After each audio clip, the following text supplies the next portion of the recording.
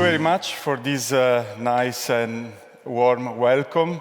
I feel the responsibility to represent many islands on the world that for many years has been in the shade.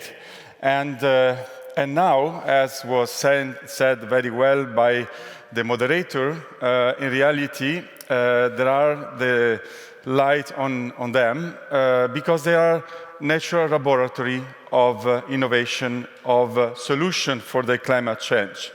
This cartoon that you see, I hope yes, you see here, is a cartoon of our magazine that represents, on my view, very well what I want to say, that islands can, in the islands, technology providers can experiment solution in a small scale with small investment and see easily the results. And America, China, India, US can learn from a small island state.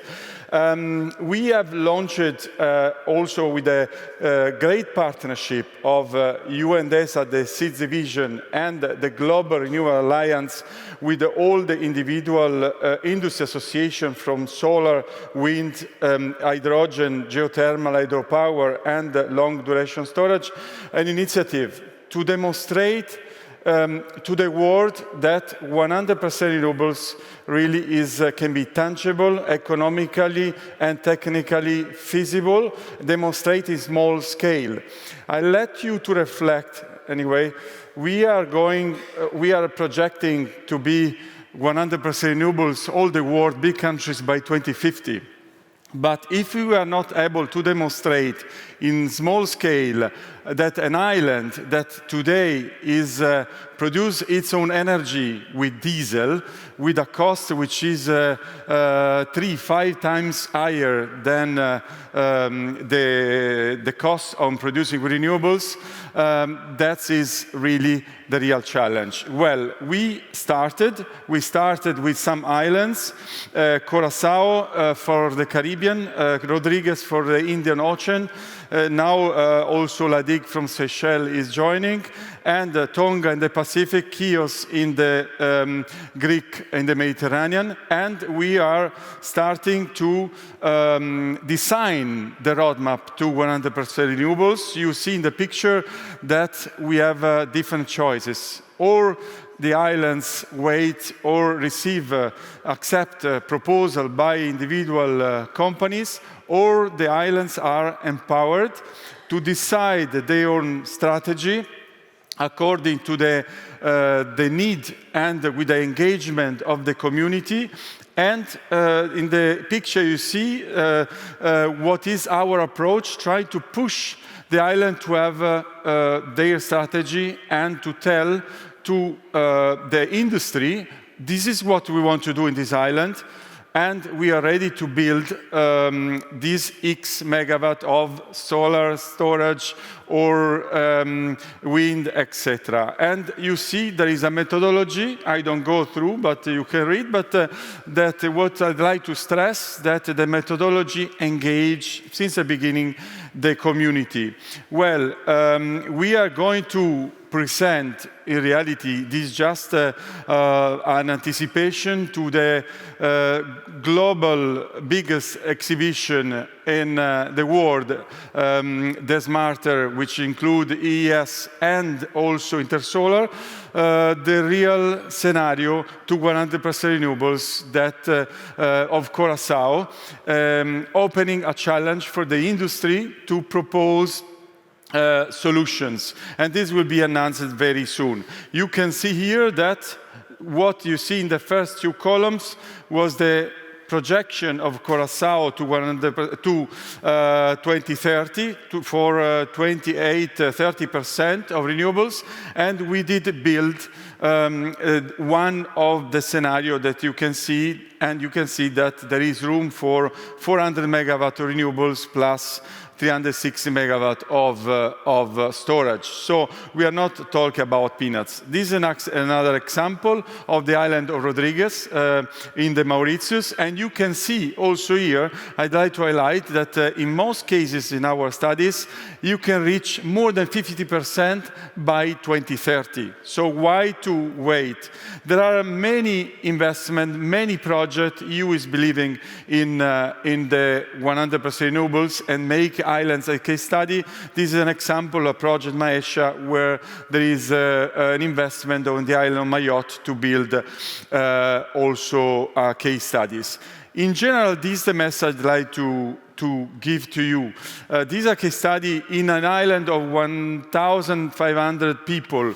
There is, with an electricity demand of 0.9 terawatt hour, you can have room for more than at least 180 megawatt and 225 megawatt hour of storage, with an investment of $320 million, creating stable jobs for 230 people and reducing CO2 emission for 470 tons.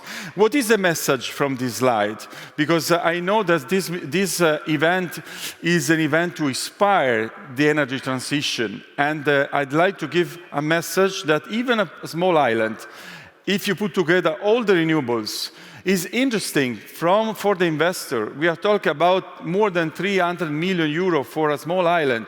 Imagine put together all the 100,000 of islands in the world. Think about Philippines, think about Indonesia, etc. We are talking about more than 1 terawatt of renewables. Think that the target of to 2030 globally is 11 terawatts. Well, the island, then they can contribute, considering onshore and offshore, a lot. But we need to unlock. The technology is there. Why the islands are paying so much?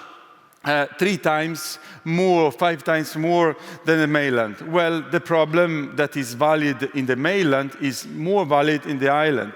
There are old regulations permitting, which is not need to be streamlined, and together with the Global Renewables Alliance, we launched at COP29 the planning recommendation for islands that as the target. I'm not going through the single one, but I'd like to give a message that is very important to streamline, digitalize, create transparency, and mapping in the sea and in the island, mapping where the governments want to make the project to facilitate investment and to include the community since the beginning, to think about, and this is the point of the islands as laboratory, as the moderator said before, you can test the nexus with energy, with mobility, with agriculture, with all the sector in a small scale, and it's very important that policy and the permitting go in that direction, as well as grid. No, we talk about grid, smart grid, storage, a lot of innovation, and but we need to really streamline all these processes, and indeed we need to standardize in order to create trust and ensuring quality.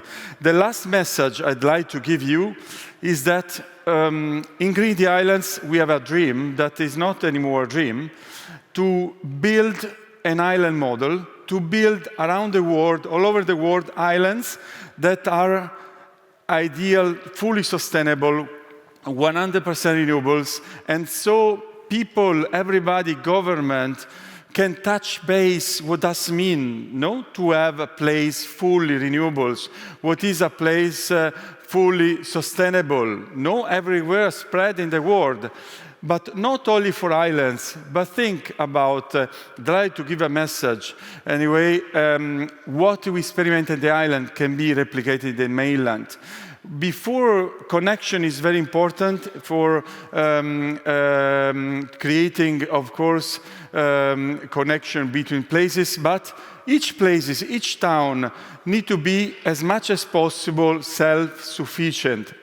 We can create island models in the mainland. Think about rebuilding Ukraine with the island model, rebuilding the town in a way that each town, small town, can be self-sufficient with renewables, can be for sure more resilient.